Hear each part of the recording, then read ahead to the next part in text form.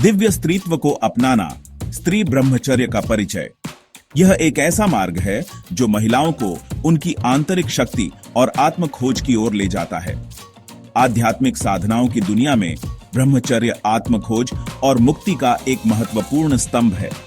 यह न केवल आत्म नियंत्रण का अभ्यास है, बल्कि एक गहरी आध्यात्मिक यात्रा है। हालांकि अक्सर इसे केवल ब्रह्मचर्य से जोड़ा जाता है, लेकिन ब्रह्मचर्य ऊर्जा प्रबंधन और सचेत जीवन की एक व्यापक समझ को समाहित करता है।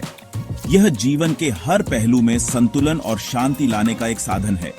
यह उच्च लक्ष्यों के लिए अपनी प्राण शक्ति या प्राण का उपयोग करने की यात्रा है। यह यात्रा हमें हमारे सच्चे उद्देश्य और आंतरिक शांति की ओर ले जाती है। महिलाओं के लिए ब्रह्मचर्य को अपनाना, जिसे अक्सर स्त्री ब्रह्मचर्य कहा जाता है, एक सशक्तिकरण का मार्ग है जो दिव्य स्त्रीत्व का सम्मान करता है और गहरी आंतरिक शक्ति को उजागर करता है। यह उन्हें अपने जीवन में एक नई दिशा और उद्देश्य प्रदान करता है। यह निबंध स्त्री ब्रह्मचर्य की बहुआयामी अवधारणा में गहराई से उतरता है। इसके ऐतिहासिक महत्व, व्यावहारिक अनुप्रयोगों और परिवर्तनकारी लाभों की खोज करता है। यह हमें प्राचीन काल से लेकर आधुनिक समय तक की यात्रा पर ले जाता है। प्राचीन ज्ञान और समकालीन प्रासंगिकता के लेंस के माध्यम से हम यह जानेंगे कि कैसे ब्रह्मचर्य महिलाओं को उद्देश्य, स्पष्टता और आध्यात्मिक पूर्णता से भरे जीवन जीने के लिए सशक्त बना सकता है। यह ज्ञान हमें हमारे दैनिक जीवन में भी मार्गदर्शन कर सकता है। ब्रह्मचर्य के सिद्धांतों को समझकर और शामिल करके महिलाएं जीवन की जटिलताओं को सहजता, लचीलेपन और अपने आंतरिक दिव्यता के साथ एक अटूट संबंध के साथ नेविगेट कर सकती हैं। यह उन्हें हर चुनौती का सामना करने की शक्ति देता है। यह अन्वेषण ब्रह्मचर्य को ज्ञान प्राप्ति के एकमात्र मार्ग के रूप में प्रचारित करने के लिए नहीं है, बल्कि इसे अपनाने वालों पर इसके गहरे प्रभाव पर प्रकाश डालने के लिए है। यह हमें यह समझने में मदद करता है कि कैसे ब्रह्मचर्य जीवन को समृद्ध और अर्थपूर्ण बना सकता है। ब्रह्मचर्य की गहराई और महत्व को समझकर हम विभिन्न आध्यात्मिक प्रथाओं और इन मार्गों के लिए खुद को समर्पित करने वाले व्यक्तियों के लिए अधिक सम्मान और प्रशंसा पैदा कर सकते हैं। यह हमें एक दूसरे के अनुभवों से सीखने और आध्यात्मिक रूप से समृद्ध होने का अवसर देता है। ब्रह्मचर्य का अनावरण, पवित्रता, शक्ति और आध्यात्मिक विकास। संस्कृत शब्द ब्रह्मचर्य का अक्सर अनुवाद ब्रह्मचर्य के रूप में किया जाता है, लेकिन इसका असली सार केवल शारीरिक संयम से कहीं आगे तक फैला हुआ है। ब्रह्म परम वास्तविकता और आचरण शब्दों से लिया गया। ब्रह्मचर्य का अर्थ है अनुशासित जीवन के माध्यम से स्वयं को ईश्वर के साथ जोड़ना। यह आध्यात्मिक विकास और आत्म साक्षात्कार की ओर अपनी महत्वपूर्ण ऊर्जा को संरक्षित और पुनर्निर्देशित करने का एक सचेत प्रयास है। इस अभ्यास में कामुक संतुष्टि के लिए निर्देशित ऊर्जा को ध्यान, आत्मचिंतन और दूसरों की सेवा जैसे उच्च लक्ष्यों की ओर प्रसारित करना शामिल है।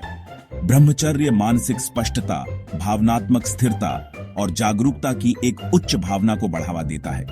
यह दमन के बारे में नहीं है, बल्कि परिवर्तन के बारे में है। मूल इच्छाओं को परिष्कृत आकांक्षाओं में बदलना। ब्रह्मचर्य को अपनाकर व्यक्ति आत्म खोज और अपनी आवेगों पर महारत हासिल करने की यात्रा पर निकलते हैं। इस मार्ग के लिए समर्पण, दृढ़ता और मन, शरीर और आत्मा के बीच अंतर संबंध की गहरी समझ की आवश्यकता होती है। स्त्री ब्रह्मचर्य का महत्व, ऐतिहासिक उदाहरण और कालातीत ज्ञान। पूरे इतिहास में महिलाओं ने आध्यात्मिक परंपराओं को आकार देने में महत्वपूर्ण भूमिका निभाई है और ब्रह्मचर्य की समझ और अभ्यास में उनका योगदान गहरा रहा है।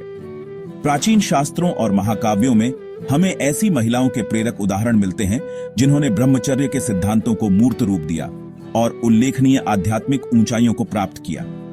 उनकी कहानियां मार्गदर्शक रोशनी के रूप में काम करती हैं, जो स्त्री ब्रह्मचर्य की परिवर्तनकारी शक्ति को उजागर करती है।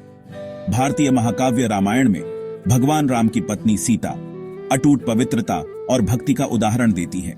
विपरीत परिस्थितियों में भी अपने पति और अपने सिद्धांतों के प्रति उनकी दृढ़ प्रतिबद्धता ब्रह्मचर्य के माध्यम से पैदा हुई शक्ति और लचीलेपन को प्रदर्शित करती है।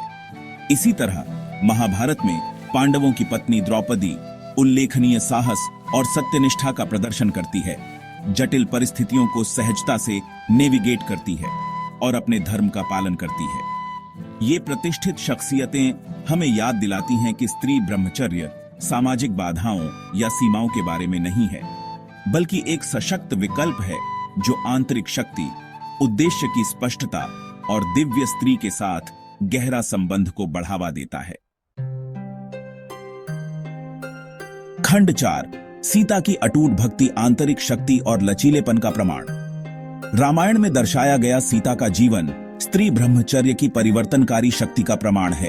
अकल्पनीय कठिनाइयों का सामना करने पर भी अपने पति राम के प्रति उनकी अटूट भक्ति और धर्म के प्रति उनकी अटूट प्रतिबद्धता ब्रह्मचर्य के माध्यम से पैदा हुई गहरी आंतरिक शक्ति को दर्शाती है। जब राम को वनवास दिया गया तो सीता उनके साथ जाने के लिए स्वेच्छा से महल के सुखों को त्याग दिया।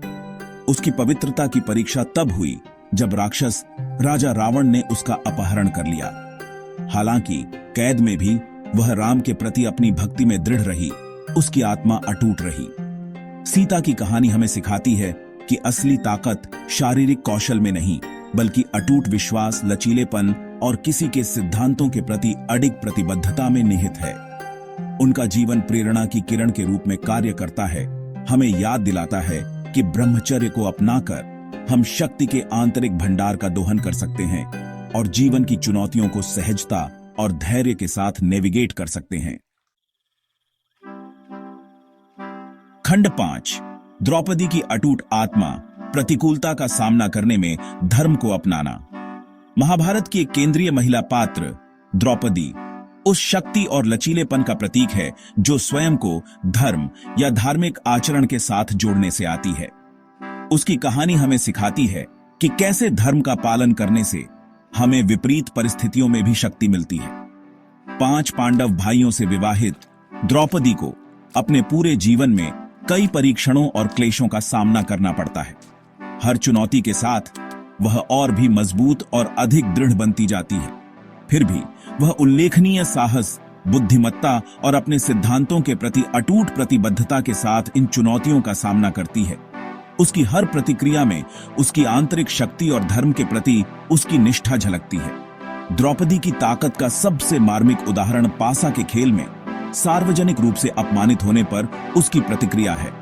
यह घटना उसकी आंतरिक शक्ति और गरिमा को उजागर करती है। अन्याय और उसे अपमानित करने के प्रयासों के बावजूद द्रौपदी अपनी गरिमा में दृढ़ रहती है और कृष्ण से सुरक्षा की गुहार लगाती है। उसकी प्रार्थना उसकी अटूट आस्था और धर्म के प्रति उसकी निष्ठा को दर्शाती है। द्रौपदी की कहानी किसी के धर्म को अपनाने की सशक्त प्रकृति पर प्रकाश डालती है। यह हमें सिखाती है कि धर्म का पालन करने से हमें विपरीत परिस्थितियों में भी शक्ति मिलती है। विपरीत परिस्थितियों में भी उसकी अटूट भावना एक शक्तिशाली अनुस्मारक के रूप में कार्य करती है कि खुद को धार्मिकता के साथ जोड़ना और जो सही है उसके लिए खड़े होना ब्रह्मचर्य के महत्वपूर्ण पहलू हैं। उसकी कहानी हमें यह भी सिखाती है कि कैसे धर्म का पालन करने से हमें विपरीत परिस्थितियों में भी शक्ति मिलती है।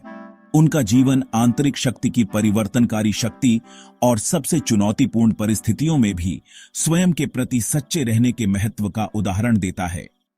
द्रौपदी की कहानी हमें यह सिखाती है कि कैसे धर्म का पालन करने से हमें विपरीत परिस्थितियों में भी शक्ति मिलती है।